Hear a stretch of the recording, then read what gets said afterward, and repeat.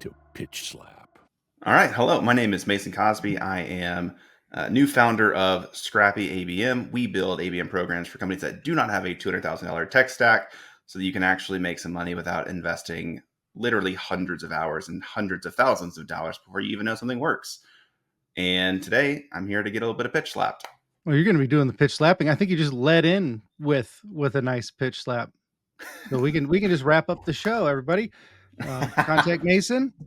And if you don't have 200 grand invested in your tech product, he can help you out somehow. I guess we'll get into that. We'll figure that part out. It's Tuesday, October 24th. You're probably listening to this sometime in 2024, probably March by the time I get it edited and out. So therefore, any opinions stated are our personal responsibilities, and we're allowed to change our minds between the time we record this and the time you listen to it. And so I don't want to hear about it. You ready, dude? I love it. I'm so ready. And I've never heard a podcast start that way, but yeah, I listened back to podcasts I did 3 years ago, and I wish somebody had given that caveat 3 years ago. I mean, you know, tastes change, concepts change. I wasn't a fan of ABM back when I thought it was just corporate gifting. It took a lot of people breaking down the acronym to make it make sense. And then I had somebody that reps a corporate giving platform on here. Actually, the episode right before yours. And she completely broke it down and got me away from this whole buying somebody's time. My parents never paid for me to have friends, so I didn't have any friends. That's just how it worked. Enough about me. Who the hell are you? Yeah, I mean, just a guy trying to help people build programs that actually make money as opposed to lose money. I like to help make marketing a profit center, not a loss center. Have you always been a marketer? What's your early marketing moment? Yeah, I mean, started my career in sales, selling marketing.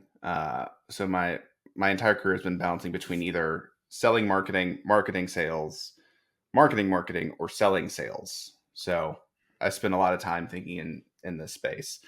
But yeah, I mean, help people understand how to actually get in front of the right audience through, at the time it was print ads, and have then moved digital and now really gone all in on the ABM space for the past probably 4 years at this point. So worked in a couple agencies, been acquired once, and then now we're doing this full time. So it's a good time. There you go. I ask everybody this. Did you choose it, or did you fall into marketing and sales? Mix of the two. So my parents were both business people. My dad was an entrepreneur. So when I was making a college decision, they said, your options are one of the 4 business degrees that your school offers. And I said, okay. So I had every intention of actually being a youth pastor, and then here we are. So my degree in my formal education is in marketing, but never had any intent of doing it, but then needed a job so I could buy a ring so I could marry a girl, and fell into it that way and absolutely fell in love with it and haven't looked back. There's a lot to unpack there. There is. There's a lot to unpack. So youth pastor, do you mind if I go there? Is it too sensitive? No, not sensitive at all. This is the first time we've heard this on this show. And this is the first time I've heard it on any of the shows I've done, including the social impact one. But what's the drive for that? Do you really find a calling? Yeah. So I'll give you some additional context. I came to faith in high school, and my youth pastor absolutely changed my life. So I, viewing life through that lens, knew I always would make an impact on people. I, as a high schooler, said, who made the greatest impact on me was my youth pastor. So that's what I wanted to do. So I then oriented my life in such a way to make that happen. I did a lot of volunteer youth ministry. I worked at a lot of summer camps, did all of that. And then eventually, as a volunteer youth pastor, while also in that first sales job, I went into sales because I was straight commission, so I had flexibility. So was a volunteer youth pastor and continually tried to make that career path work. And the churches that I was working in that had a volunteer youth pastor couldn't hire someone on full time, and things were getting really serious with the girl. So I had to make a decision. Do I continue this path of youth ministry and try to start over at a different church? And I had no formal seminary education. So do I save up to go to seminary? What does all that kind of stuff look like? And I was being incredibly successful working part-time making more money as a straight commission seller than our full-timers. And I just finally had a friend sit me down and say, Mason, you're really good at making other people money. And people pay people really well when they can make them money. And somebody has to fund the church. Somebody has to fund the missions. So, like, clearly you're gifted at making other people money. And you can make a lot of money doing that. And then you can go and fund everybody else and send everybody else. And then I happened to marry into a missionary family. So my wife's parents were both missionaries. So the map behind me of Uncle to Turkey, my wife was actually born in Singapore, raised in Turkey. So uh, all of my in-laws are now planning to go to India and Africa. And so I will likely be funding a lot of my in-laws to go do missions overseas. And my wife and I are really involved in teaching English to refugees. So I'm still very active in ministry capacities, but I found myself being the person that helps people make a ton of money. I take my money and then I invest in helping other people go spread the gospel. Awesome.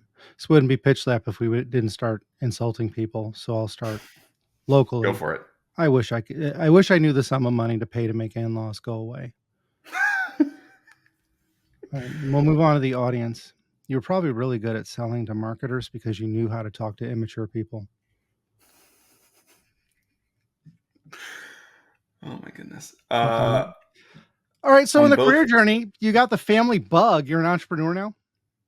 I am an entrepreneur now, both fortunately and unfortunately.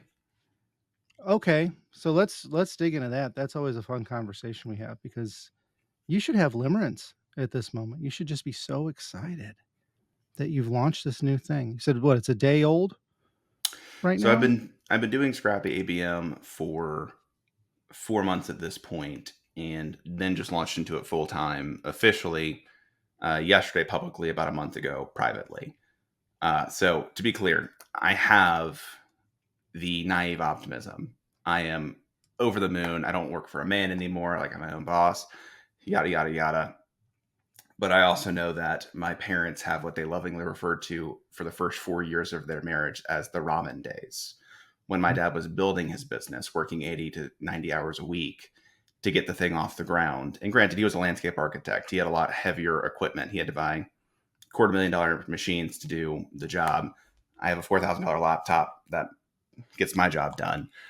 So there's not as much of a financial upfront investment, but I do recognize, because I know the stories and I lived it in my younger years. It's a grind. And eventually my dad got to the point where he was making $5 million a year with a 7-man crew working 3 days a week. But that was after investing 20 to 25 years to get to that point. So I know where we land, but right now I'm in the mix of naive optimism, but also very well informed pessimism, really, potentially, of where I know in order to get to where I want to get to, what I have to do right now. Right. Right. There's a lot of founders, entrepreneurs, salespeople that I talk to that are browsing the Ferrari website instead of working on their own. And it's just not a realistic thing. You said grind. Are you a hustle culture style person? What's work-life balance supposed to be, and what do you do? I don't know that I would necessarily align with a quote unquote hustle culture. I think there's just a realistic perspective of 90% of businesses fail. Like, that's just the standing stat. So if I want to not be in 90% of businesses, if I want to be in the 10%, I probably have to do something slightly different, which is recognize either I can work super, super hard, or, eventually what I'll get to is I'll have enough cash flow to leverage other people's experience, better technology, so I can ease off the gas. But until then, like, I'm probably going to be working right now closer to 50 hours than 40, maybe 55, just because I've got to run my own marketing, got to do my own sales, and I also have to deliver the client work. So until I have enough cash flow in the bank, or cash flow from contracts to start outsourcing and subbing some of the stuff out, it's all me. So there's just a recognition that, not hustle culture for the purpose of let me hustle and grind forever, but hustle culture for the perspective of let me get enough cash flow stability so that I can then actually start to ease off the gas and do higher level strategy work, do more business development, and outsource the other tactical stuff to people that want to do the tactical stuff. There we go. We'll kindly call that front loading the effort. It's nice. which is that's the goal, is Yeah. front load, and then eventually I know we'll get to a point where we can level off a little bit and then maybe start working 3 days a week. There you go. Yeah, 55 hours is not life ending. I always get nervous when I'm talking to people that work is their life, and you have to remind them that they lose perspective, and then they also lose the ability to see the end of it. Yeah. Um, there's a 2-month-old upstairs right now, so I don't want to miss too many moments uh, trying to hustle and grind when in reality, I work from home. I'm Right. primarily on video calls. If she's doing something really awesome, like learning how to roll for the first time, I'm probably going to pop upstairs real quick. Exactly. You move the call to your phone. I can't tell you how many times I've done that. I've got a 15-month-old taking a nap right now, and a 4-year-old, and I had the mistake of skipping my paternity leave with the first one, and the COVID blessing, mixed blessing, being absolutely destitute, but a stay-at-home dad and primary caregiver, and it was awesome. Yeah. It's awesome. I never give that up. Yeah. Never. You can't find the role for me to give that time back. So good move, man. I also like Appreciate it. you flagged the one thing. So we're stuck in entrepreneurship. I'm supposed to be talking about sales and marketing and everything else you got going on. It's But fine. thank you for flagging. You're doing the work and you're selling at the same time. How where did you learn to avoid the roller coaster? Is this from your parents' work or Um, so having worked in agencies previously, um, what I the role that I previously had, I was marketing the agency in and of itself. So I was very familiar with how do you generate pipeline for your business. And then our seller left and we got acquired. So I then actually stepped into a hybrid marketing and sales role. So I'm actually very familiar with the like how do you market the business while also then selling the business. But the challenge then runs into like you can't sell so much that you can't deliver. So for me, the roller coaster is at this point I have established contractors that are on a bench that I then tee up for specific deals. So even in the sales process, even though they're not formally a part of my team, like they know this is the deal that's about to close, and I actually bring them into the sales process so that it's a seamless handoff. So, and I try to be very transparent through the entire sales process of this is a client that I'm going to take, or I've got a team member that can help with this. So I've tried to set those things up from the front end so that again, I'm not the guy that's then, because I posted on LinkedIn today to be very clear, I've closed about $300,000 in the past 3 months. I'm not delivering all $300,000. That would be insane. What I'm doing though is I've got people teed up and I can sub some of those components out. So try to set it up in a way that it would be sustainable from the beginning as opposed to the let me close a bunch of business. Oh crap, how am I going to deliver on this? Uh, and then you don't end up doing any new business development, and then you deliver on all your work and you have no pipeline. So trying to create consistency and stability in that way. wonderful? Wonderful. That's a lot of what I did with Revelocity. I refer to it as a revenue collective. Other people called it drop servicing. It was just like I have a hand in every deal that's sold, supervise it, Mhm. and send it out the door. And so you're having no pushback from customers. They're not buying Mason. They're buying Mason's strategy and trusting your decision making with who works on a project. The people that I have though are the benefit is they don't like selling, but they're actually better at it than I am when it comes to the delivery of the work. So the people I have on the team, I'm good at packaging and pricing and positioning and selling, and I'm good at the execution that I know how to do, but I don't know how to do everything. So I don't claim to know how to do everything. So instead, I say this person's better. You're going to work with them, and then they're like, "That's awesome," and they have the credentials to back it up. So yeah, I mean, these people that are working with me, they're incredibly talented, but they've also maybe never sat in a sales role. They've never done dedicated consulting before, so they like the benefit of having somebody that can sell the work on their behalf. They get to do the work that they enjoy, and I get to enjoy the opportunity to have expanded services in which I can actually better serve clients. You're the most mature person we've had on so far. I think we're a dozen in. I had to have a 4 is the leading digit in my age before I realized I could say, "Sure, I can do that, but it's not the best use of my talent. Let me bring somebody else in." I'm But painfully aware of how bad I am at a lot of stuff, so I just want to stick to the stuff that I'm good at. All right. Humility and maturity. Tell me what ABM is. I hate acronyms. Let's break that down. Um, so where most people think ABM begins and ends is this concept of account-based advertising. So I'm going to run ads towards a list, and that's ABM, and that's not. Then the next layer is where people kind of get to this point of, oh, it's like this comprehensive growth strategy, and then they kind of land in all the acronyms, and then they get into tech world, and they're like, cool, so I need an ABM platform, a sending platform, a data enrichment platform, and I need a whole new website just for my target accounts, which then ends up costing about $200,000. Where I live, and the definition that I live by is, and this is something that I stolen from a former employer, account-based marketing is a dedicated B2B growth strategy that aligns marketing and sales around a shared of set target accounts. So to put that even more simply, sales and marketing align on the front end. Who are going to go after? You then go after those people. It sounds very simple in theory. It's very difficult in execution. And what I love about the definition that my former employer used and that I now use is it has nothing to do with technology. Most people can run ABM from a foundational perspective with a good CRM, with a good marketing automation platform, and actually talking to their sales team. That's about what you need. And if you can actually leverage the sorry, I do use the word leverage. If you can use the existing data within your CRM, and then identify these people look great, but they aren't customers yet. How do we go after these people?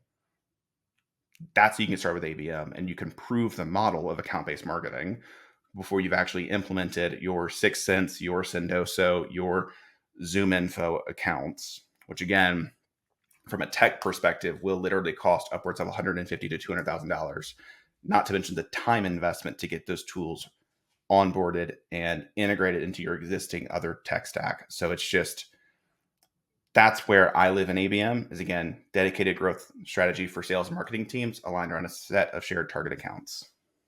So there's a lot to keep doing that. All right. So we got to rewind. A lot to unpack here. So time to life is important.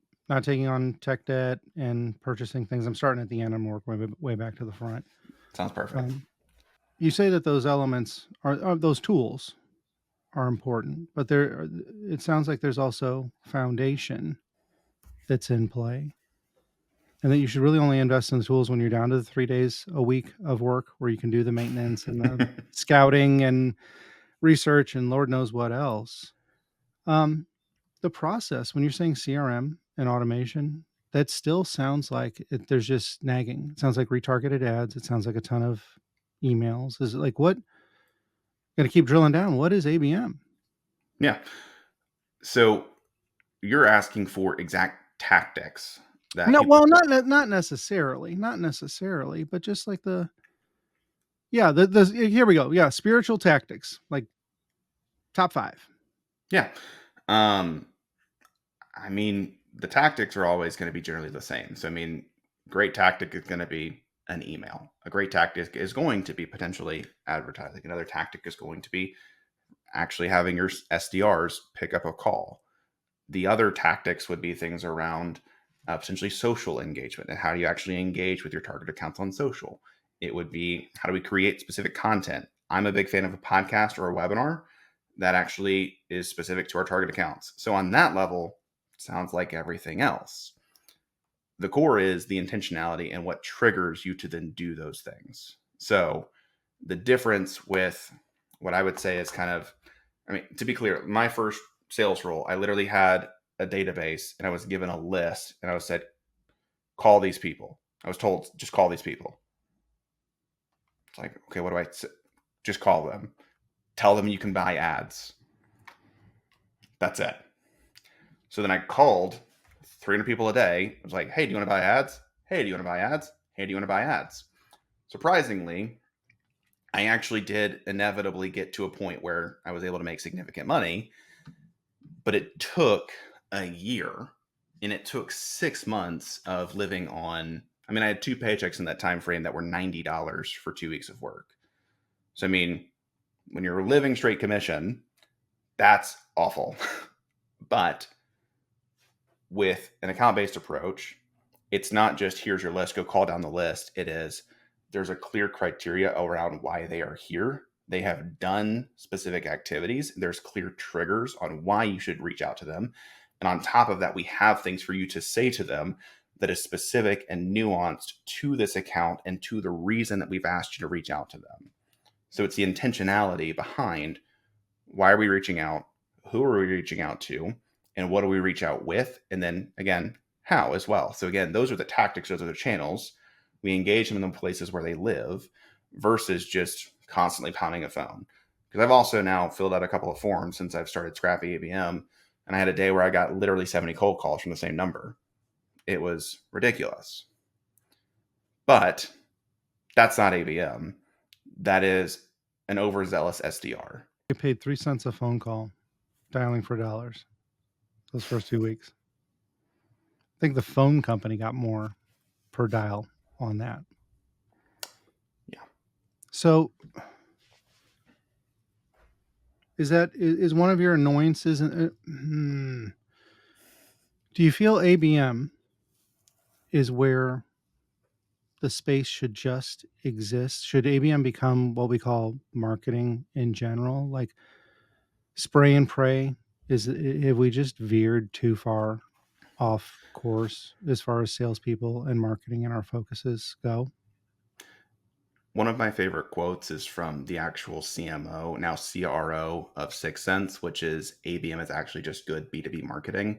And that's generally the complaint people have is like, oh, you just reskinned something. I was like, kinda, but also it needed to be reskinned to stand out because people are just not doing good marketing.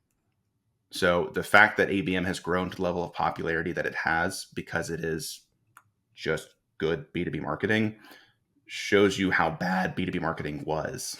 So from my perspective, yes, I think that good B2B marketers should just be running ABM in the first place because by its nature, it's just good B2B marketing. Whose fault is that? Who's a lot of conversations we've had historically here is that the metrics are broken. The people who've never done sales or marketing are putting big vanity numbers up there as an excuse. And then marketing says we're not responsible for revenue. We do top of funnel. Nobody does middle of funnel, and sales is bottom of funnel. Like, I'm not trying to answer the question for you. I really try to avoid being leading, but who's it? What's the problem that caused this, and whose fault is it? I think it's twofold. One, I think that there is a problem that is pushed by tech vendors because tech vendors, they have a product to sell, which totally makes sense. And I want to be very clear, and I say this every time, I'm not anti-tech, I'm just pro-strategy.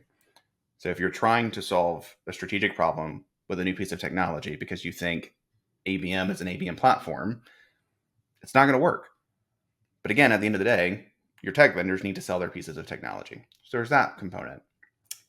The other side is, I think, in a large way, the obsession and fascination with both PE and VC and trying to become the next Uber when in reality, should have Uber have even been the first Uber? I don't know. So I just think that there are these tech companies that have seen others grow massively successfully because of market timing, right product, market fit, and good investments from PE and VC firms. And then everyone says, well, we can do that because they did it. And in reality, it's very good timing on a variety of things that allowed them to become the unicorns that they are. But also 90% of businesses fail. So maybe instead of going for broke, we should maybe just go for sustainability. You've hit on 90% of businesses fail a couple times now. It's very top of mind for me as I launched. You're fine. Don't worry about it. You'll be okay. We'll give you the reprieve when you're finally listening to this episode. You'll still be in business, and you'll go, "What was I thinking at the time? That was nervousness for no reason." Ooh, I'm being positive right now. Let's break away from that. All right. So broken metrics. We didn't go into what specific ones, but the concept is we're trying to get a little bit of glamour and we're trying to chase things that almost feel like luck. Is that kind of what you're leaning into? There's a luck component, but I mean, to get into specific metrics, I mean, it's unrealistic revenue goals that I think everybody talks about. And my I love Tim Davidson on LinkedIn that just constantly hits on this point of like, so we cut your budget in half, we cut your team in half, but we've also doubled your goals this quarter, which is like a joke. But then I've now started to personally see that as I've worked with clients that like some clients are hiring us because they need to augment their staff after having done a layoff. And then the person that I'm talking to has said, I was on a team of 6, I'm on a team of 2, and they doubled my goals. And I don't know how I'm going to get there. So it's like, that's unfortunately a very common thing now. So I think it is revenue. I think it's also then marketing, looking at the number of meetings booked. I've personally experienced it where the goal was to hit 35 meetings a month as a small organization. And then one month we hit 31 and we celebrated that in our team meeting because they said that was 43% higher than we've ever seen. But the goal overnight went from 20 to 35 with no plan, with no additional resources, with no backing for why we even needed those numbers. It was just, this is what we're doing, figure it out. So again, I think all of that is broken because I am a big fan of just being more grounded in reality and saying, practically based on the historicals that we have, this is what I anticipate we'll be able to do this next quarter. But also, this is a forecast. The market could change. Again, if we think back just a few months ago, like Silicon Valley Bank collapsed. And that made a massive wave across the tech space. And granted, it was fear, but then budgets tightened. Like, how is the seller supposed to address that? That's completely out of their hands. But again, they were still expected to hit their goals. So I just think there's a disconnect from reality on actually looking at data, on actually recognizing that, yes, like we have goals, we should set goals, but it should be based on actual historicals and not just putting a finger in the wind and saying, well, because this company did it and we now have the appropriate amount of funding, we should be able to hit those goals. I just don't think it's realistic. So the street shouldn't set the metrics and the goals. And it doesn't sound like most of executive leadership should set the goals. Who should be responsible for goal setting? Um, I think it's just supposed to be a collaborative process. So, I mean, because I recognize why executives often set the goals that they do. They made promises to a board or to investors to get specific funding. And then they also want to trust their team. But I mean, so there's that component. But I also think, again, before going to the board and going to investors and saying, these are the goals that we're going to hit, I think that there is a real conversation to be had with frontline leaders that are in it with their team day to day and can accurately say, based on what I've seen thus far, this is what we can hit. And I'm a big fan of setting a stretch goal, but I also think when the only goal is a doubling stretch goal, that is not beneficial, that is demoralizing. And if anything, people look at it and immediately think, well, we're not going to hit that. So you've now incentivized people to even really give it an effort towards an actual stretch goal. Whereas if you maybe did, these are our projections, we're going to also stretch for an additional 20%. And like you have the goal, but you say, hey, if we can hit this extra 20%, like there's a massive incentive for you to hit that extra 20. That's realistic. If we have a realistic goal, we have a stretch goal. Most organizations are not doing that. They're only setting the doubled goal. And a good chunk of your wages are based on attainment. So you can celebrate your no-ness when that time rolls around. Yeah. You the collaboration, going back to an even earlier statement, marketing should talk to sales. That's like the most popular standoff that can exist in an organization. Why should marketing talk to sales? A couple of reasons, as you might imagine. One, marketing can't do its job without sales. So like I can be the best marketer in the world, but if my sales team can't close anything because I'm not giving them the right information, like marketing in many ways is measured off of revenue, as it should be. But I can't. I'm a marketer. I'm not a closer. I need a seller that can close. Two, this is maybe a potentially spicy take, but the best marketing channel that any marketer has is their sales team. It's the most one-to-one, high touch, high engagement, highly involved marketing channel that they have. And most marketers don't talk to their sales teams in a larger capacity. They're just listening back to their sales calls versus actually having a conversation on how to appropriately partner. So I think that's a huge waste within organizations if you're not having marketing talk to their best channel.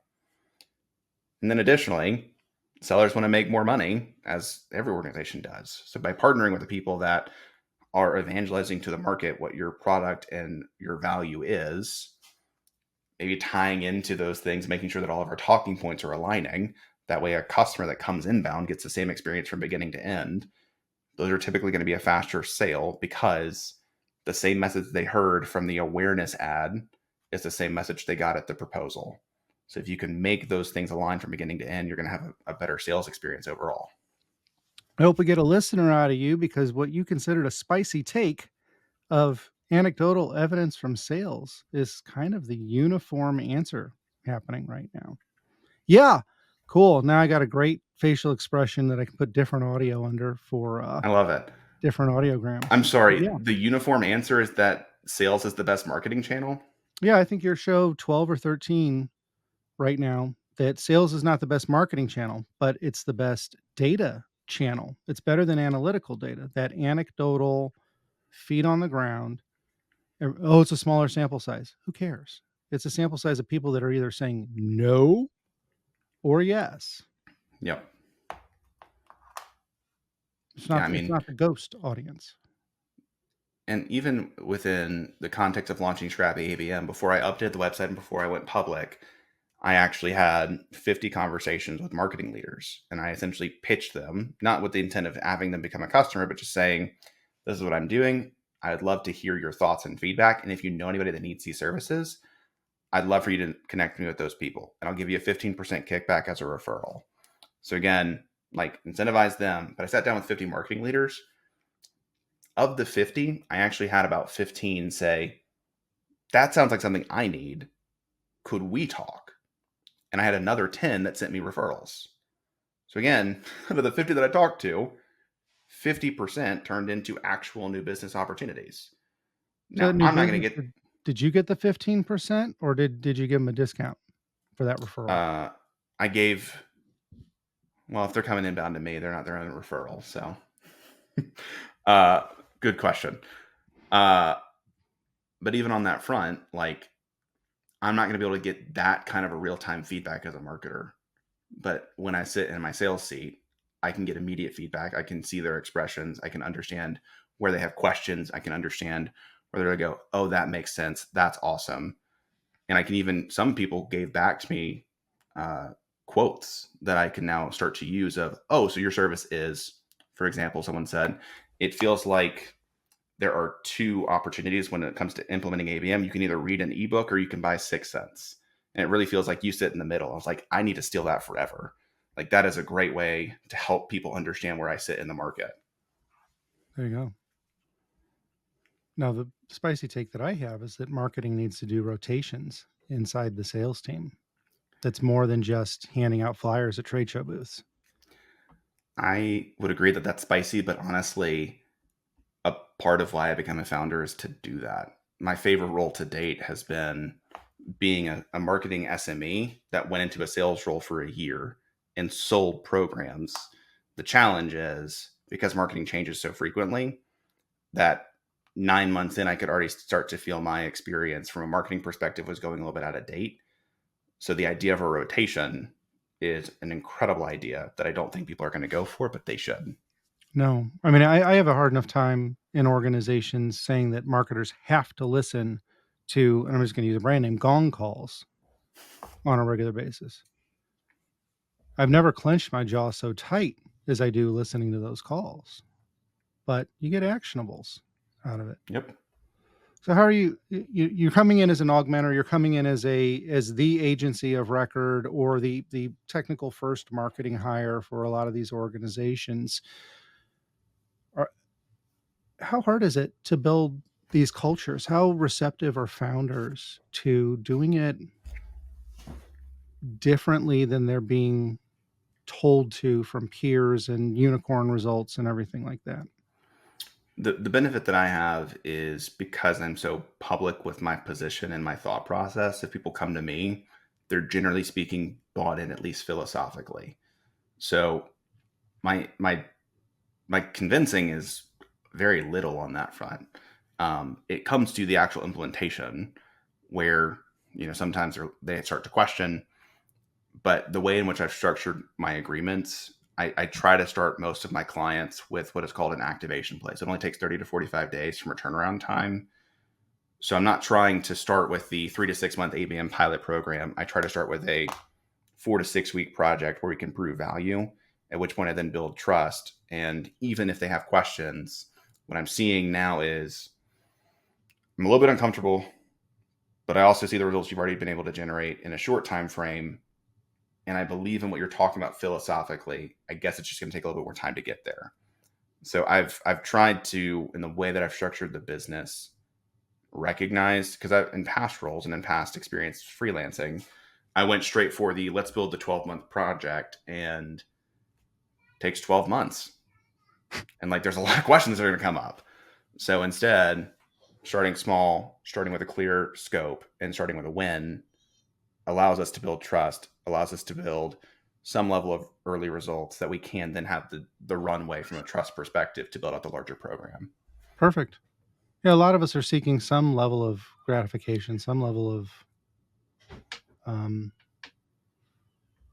confidence. Like, did I make the right decision? This is a big investment. This is a big cultural play. Yep. So I really appreciate that, and I'm happy that folks are receptive to it. I mean, you can't tell me a 6-week win is the same as a 12-month win. No, the 12-month win is a far greater payoff, and it's essentially organizational change at that point. But a 6-week win, it's something, to put it bluntly. Which again, it feeds today, and it helps get us moving in the right direction. So, to put it bluntly, one of the greatest challenges with ABM is the sales and marketing alignment piece. So we start with that activation play so that we can actually build just a small short-term project that actually gets sales and marketing talking. So even in the way that we structured it, we try to start some organizational change and some shift internally before moving into we're going to launch a full ABM pilot program. Okay, so let's head down the spicy avenue. Nothing leading here. Should sales sit under marketing? Should marketing sit under sales? What should the relationship look like? I think Latane, who is CRO of Sixth Sense, is a prime example, or Rebecca Grimes, who works at she just moved companies. So just go look her up. They're both prime examples of what a CRO should look like. And these are individuals that have taken a stint in marketing, they've taken a stint in sales, and they've taken a stint in success. So they're actually coming at it from the perspective of a holistic revenue view versus what the standard CRO is, which is somebody that came up through sales and now is over marketing.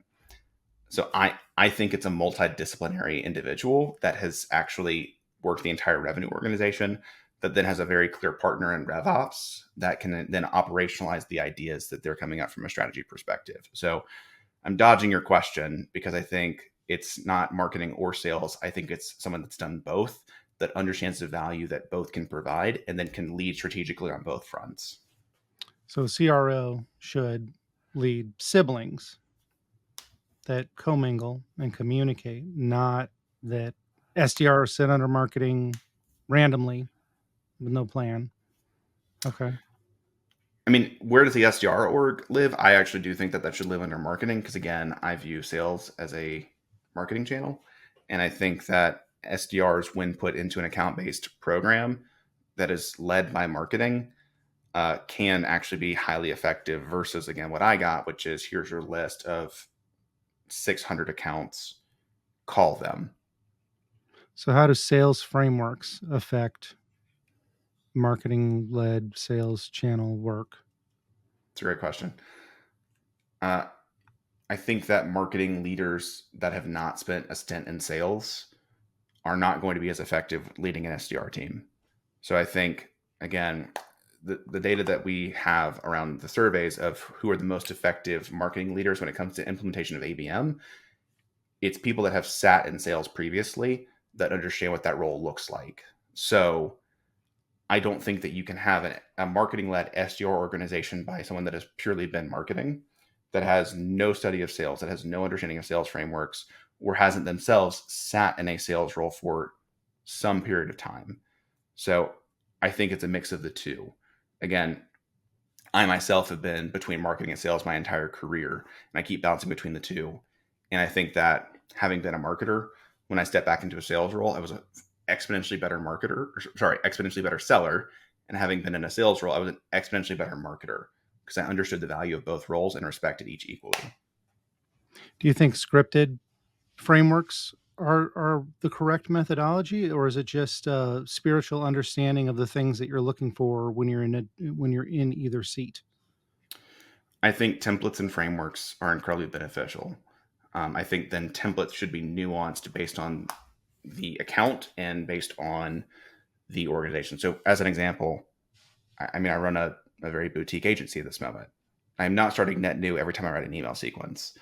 I have a clear understanding of this is the kind of email that this. So, just to give you a clear example, a lot of the sequences that I'm writing are problem focused language. So, this should be touching on the surface level problem.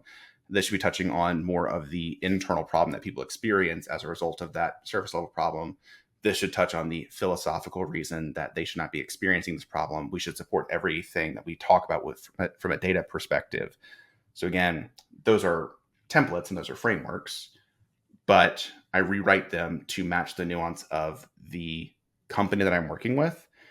And I even leave room for the SDRs or the outbound sellers to the nuance it even more specifically to the account. And I provide prompts on that front. So I think templates create clarity on what people should be talking about at what specific times.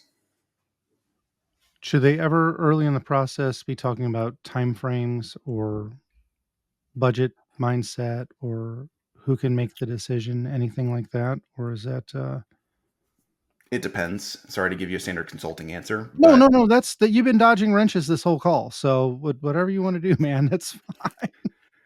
uh, I think in the context of completely net new, cold, outbound intent, timeframes, budget, that's a no. But let's say late stage, you're in pipeline, and you're now multi-threading into a different decision maker within the account, and just saying, "Hey, we've been talking with so and so and so and so about X thing." They had talked about an implementation timeline of November 1st as a start date. Just wanted to get a pulse from your perspective. When would it be essential to actually get this program rolled out? So again, it depends on where they are in the pipeline, but I think completely early stage, probably not timelines and budgets until they're actually on a call. But you know, the stage in which an account is would dictate what you would actually say. Okay. So is it still the SDR's responsibility, or is that something that should happen once the AE's gotten a handoff? Generally Like, speaking, sorry, go ahead. no, go ahead, go ahead. Generally speaking, ideal situation is that your SDR has already done some level of qualification. Um, but also in the way in which I am a fan of selling, I'm a big fan of like full funnel AEs. So you have a consistent sales experience from beginning to end. So I hear what your question is, but I think that the AE should be hopping into that first call and doing the appropriate qualification. And ideally, because of the way that we structured the account list, yes, we need to confirm budget, absolutely. But based on the triggers that we see, based on the intent that we're seeing, ideally, we've already been able to have the appropriate assumption that if they're hopping on the call, they're the right kind of people. They likely already have budget. So it's less of a do you have budget at all and more of a confirmation of the exact budget amount that they have. Okay. So we've got another vote for the prospecting AE argument, and that SDRs should just be allowed to carry it to the finish line at that point. If you're doing all the heavy work to actually get somebody on a call, you can probably close them. But You can probably close them quicker. you've done the Spicy research. take. Shorten your cycles by just letting the person do the job. Have you ever been blindsided? Unfortunately, many times. Do you want to recap any of them, or is this too painful? Is this something we gotta? Um, I mean, when COVID hit, the company that I had worked for just promoted me to their sales team leader, and then 2 weeks later, the entire company shut down because the distribution model was in person for a print magazine that was distributed through the backpacks of kids in the school system. So when school shut down, we had no distribution model, we had no business, everything shut down.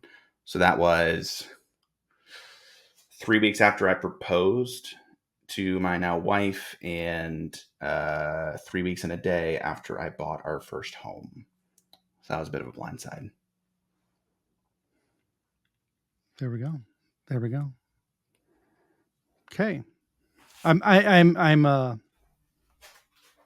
having some empathy here because I was engaged for a long time, 5 years, and I said, "Well, what's up with this? We're not setting a date."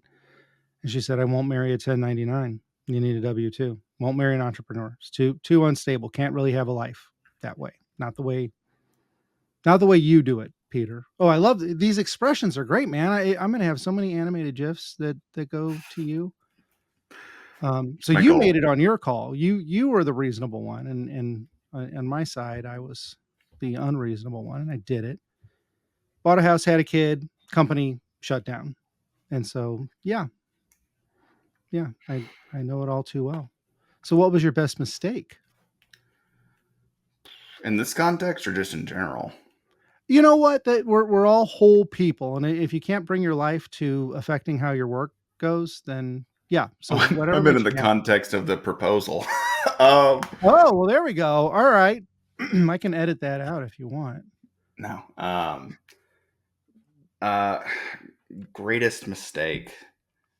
Um, The best one, like the mistake you're happy oh, happened. I was about to go really. Anyway, No, we're about being negative, not being about sad.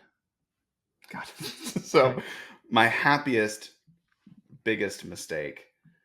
Um, I when we got I was at a company that was a 25-person boutique agency, and we got acquired by the world's most awarded B2B agency. And little known fact, when we got acquired, I I ended up lining up about 10 different job offers because I was like, I'm out of here. Like, I've seen acquisitions, I'm not going to stick with this. The Friday before I was going to put in my notice, my seller that Monday put in her notice. And I was like, oh, this is about to be bad very quickly. So I went to my boss and I essentially framed up, hey, I think I could take on both marketing and sales. And that was a mistake because I was not able to do it long term. This was actually somewhat in the past year and a half, so somewhat recently. Found out that my wife was expecting, working at a global agency, ended up turning into a fair bit of expected travel. So a lot of like, hey, can you be in London this week? And I was like, don't want to do that with a kid. So that transition ended up being, I think, a potential mistake. But what I was able to get through that transition is, I think, the skill sets that have already helped me be more successful through Scrappy ABM, and a lot of my a lot of my success stories that I'm referencing right now are because people want to hear post-COVID experiences. Uh, they all stem from that experience. So even though I think taking on that role was a mistake for my family, I think what it's turned into is probably the greatest reference that I have personally, that I can then talk about with potential clients. And also, I think it's allowed me to actually know how to scope consulting engagements, how to scope marketing projects, because otherwise I wouldn't have had that experience. So my takeaway is never refuse an invitation, and if you see a problem, ask to solve it. Pretty much. Cool. Yeah. Because worst comes to worst, if she had said no, I had other jobs lined up. So it was all going to be fine. So for those of us that are still warming up to ABM and realizing, oh wait, this is just granular marketing. We're getting away from our giant nets and our weird metrics, and we're actually focusing on marketing as sellers, selling as marketers. What's an actionable takeaway for somebody that actually sat through this whole thing? Um, what should we be Yeah. doing? What's a low lift? I think start with an activation play. Again, generally speaking, most people already have the data in their existing CRM. So what I'd look at is, how do I build some form of a repeatable play and then actually operationalize that within our tech, which sounds really complicated, but it's literally like, what's the trigger that then sets off a workflow that then assigns these contacts to specific reps. Like, yes, there's complexity that can come from that, especially if you have a larger team. But like, what's the repeatable thing that you can do? For a lot of people, like, very obvious things would be looking at your closed lost opportunities and figuring out, how do I re-engage our closed lost? It would be looking at accounts that have stalled out in your pipeline. And when they hit a certain point, how do we then re-engage these accounts? And then the third one that people really haven't worked through is missed meetings. So somebody books a meeting. Yes, your sellers follow up, yada, yada, yada, but they never hopped on the call. It's like, how do you start to re-engage those missed meetings? So those are 3 activation plays that people could start to implement relatively quickly. You can almost automate the entire thing depending on the existing tech that you have, but you can do all of it in HubSpot. And what that turns into is something you can do that actually will start to generate new pipeline based off of your existing data. We haven't used the term AI yet this call, and I need my SEO to stay up. So, nope, we're not using AI. Still not using it. Okay. I can give you another tip real quick. Go start a podcast where you invite your target accounts onto the show, and then use tools like Descript, which is an AI podcast editing tool that costs $15 a month to edit your show. And it makes it really easy, very simple. And then you can take the transcript and repurpose that into new social content that you can use ChatGPT to reformat and repurpose. There you go. We've got some AI in there. There we go.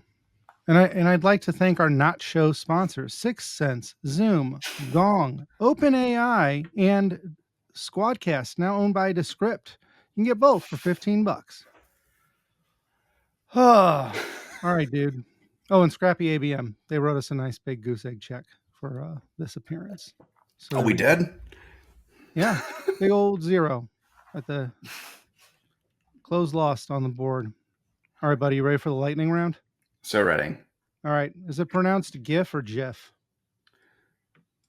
GIF. Does sales hate marketing?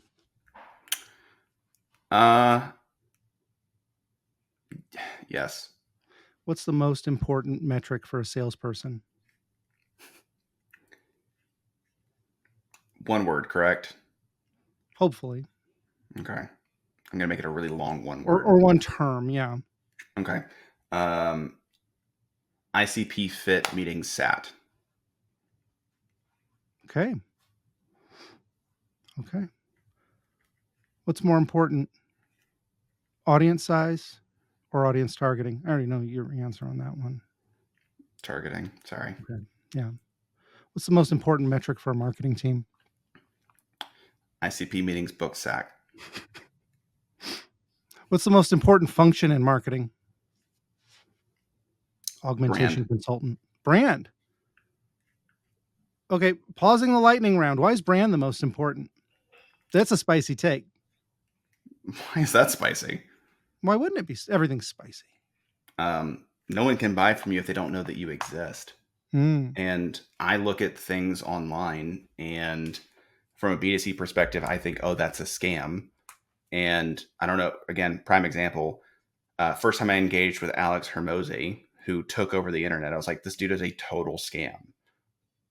But now he's built an incredible brand, and he can actually validate the claims that he's made.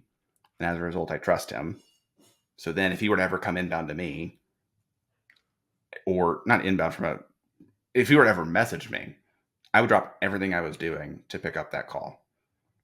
Or even more like realistic, it's a guy named Will Aiken that works at Lavender that built an incredible brand for himself while he was at Vidyard, then transitioned over.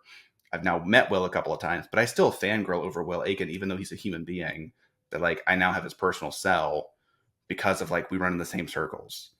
Yeah. But like he's even shown on a YouTube video, he will call somebody and they will freak out because like you're Will Aiken, I love your content. So ABM becomes exponentially easier when you have an actually valid brand that's trustworthy. Okay, then. So building a brand is part of ABM. Building a brand is a part of building a business. Well, okay. We're trying to get the word out here. We're trying to help people be a little bit better and stop doing the bad stuff. Content. Gate to heaven or gate to hell? Ungate it. All right. Gates of hell it is. PLG, is it a sales motion or a marketing motion? Marketing. I got to do a custom question. Is PLG part of ABM? Yes, but it's different than what you would anticipate. Who's the best person to follow on LinkedIn? You named 3 people already. There's this really great person. Her name's Carrie Gard. Tea Time with Tech Marketing Leaders, Carrie Gard. So she's pretty all right. In addition, who do I mean, Nick Bennett's a great follow. Sam Keenley is a great follow. I'll leave it at those 3. Okay. So community and storytelling is your groove there. Very practically, yes. Because at the core, all marketing should be community oriented and should be telling a great story. So again, ABM is the vehicle and the strategy of which I use to do those 2 things. If you're not doing those 2 things, you're not doing it right. Do you have a book recommendation? This might be spicy. The most foundational book for me from a marketing perspective is Building a Story Brand. Okay. I was a story brand certified guide before I got into this ABM space, and everything that I do is still rooted in my story brand lessons, because at the core, if you're not telling a good story with a good message, it doesn't matter what tactics you use. It doesn't matter how sophisticated your programs are or the intent that's being shown. If the words you use don't convince somebody to buy, they're not going to buy. And I either have just the wrong circle of friends or touching the wrong people, but you're the 3rd person that has called out Donald Miller as who's also not a sponsor of the show and building a story brand, being part of it.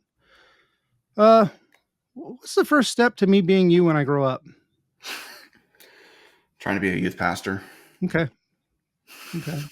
Not allowed within 100 feet of those places, but sure, I'll give it a shot. Do you want people finding you? In person, if I'm at an event, yes. Online, absolutely. All right. What do you want people to contact you about when they find you? Building an ABM program that doesn't require a $200,000 tech stack. All right. How and where do they connect with you? LinkedIn's a big one. You can go to scrappyabm.com and actually book time directly on my calendar.